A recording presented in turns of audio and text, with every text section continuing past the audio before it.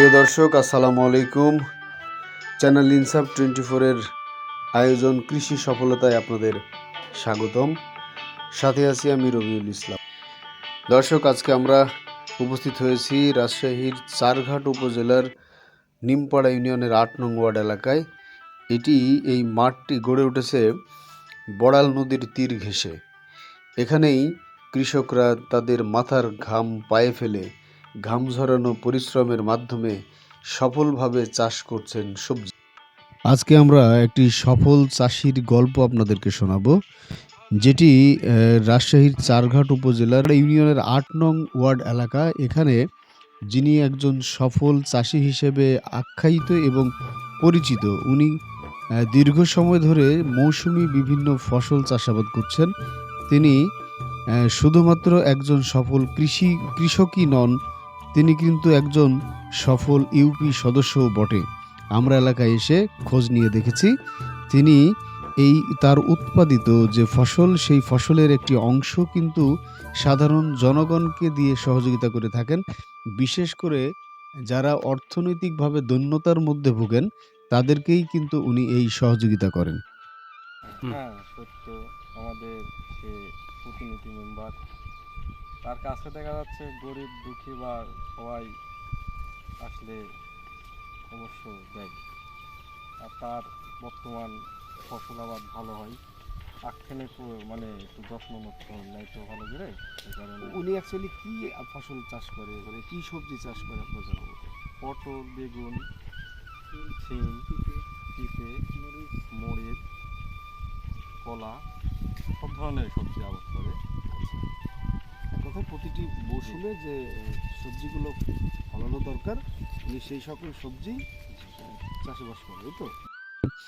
এই ইউপি সদস্য ৮ নং ওয়ার্ডের তিনি কিন্তু একটি সময় দেশের বাইরে ছিলেন।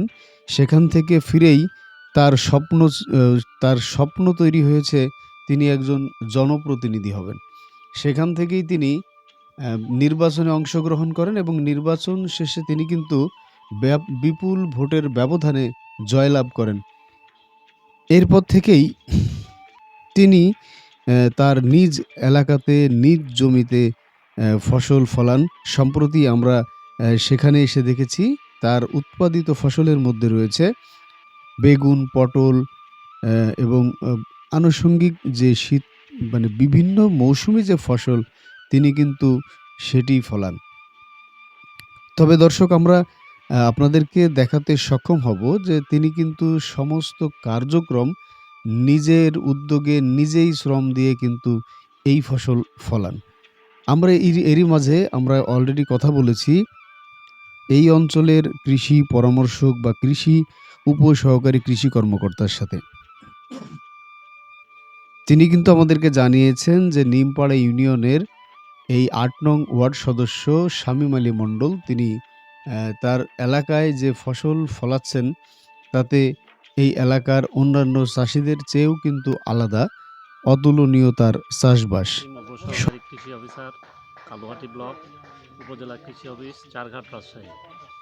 আমি কালুহাটি ব্লকে যোগদানের পর থেকে এই এলাকাতে সবজি চাষের ব্যাপক সফলতার পিছনে অনেক কৃষক জড়িত।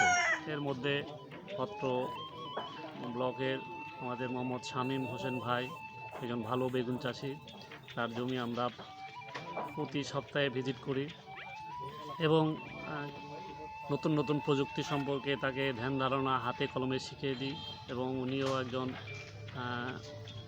অগ্রগামী কৃষক হিসাবে ওগুলো গ্রহণ করে থাকেন এবং বিষমুক্ত সবজি চাষের জন্য আমরা পরামর্শ দিয়ে থাকি। ভবিষ্যতে উনি বিষমুক্ত বেগুন চাষের জন্য উদ্যোগ নেবেন এবং এই উদ্যোগের আমরা তার সার্বিক সফলতা কামনা করি।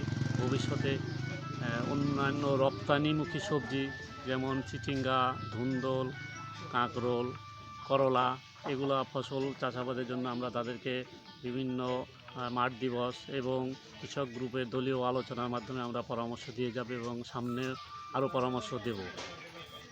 আর কৃষকরাও এখানকার মোটিভেটেড, আমরা আরও নতুন নতুন বীজ, ভালো জাতের বীজ কালেকশন করে তারা যাতে চারা তৈরি করতে পারে, সেই হিসাবে আমরা একটা টিস্যু কালচার স্থাপনের জন্য আমরা কৃষকদেরকে সবাই সম্মিলিতভাবে যাতে করে সেই ব্যবস্থা নেওয়ার জন্য আমরা সবাইকে আহ্বান জানাচ্ছি।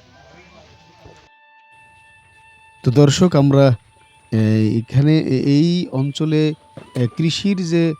কৃষির যে সুষ্ঠু ফসলের যে উৎপাদন, এটি কিন্তু আপনাদেরকে দেখানোর জন্য আজকে এখানে এসেছি। এবং এই ফসল একজন ইউপি সদস্য হয়েও যদি একজন কৃষকের ভূমিকায় তিনি কাজ করতে পারেন, তবে এই বাংলার বুকে অসংখ্য মানুষ রয়েছেন যাদের কিন্তু আবাদি জমি রয়েছে, বিভিন্ন পেশায় রয়েছেন।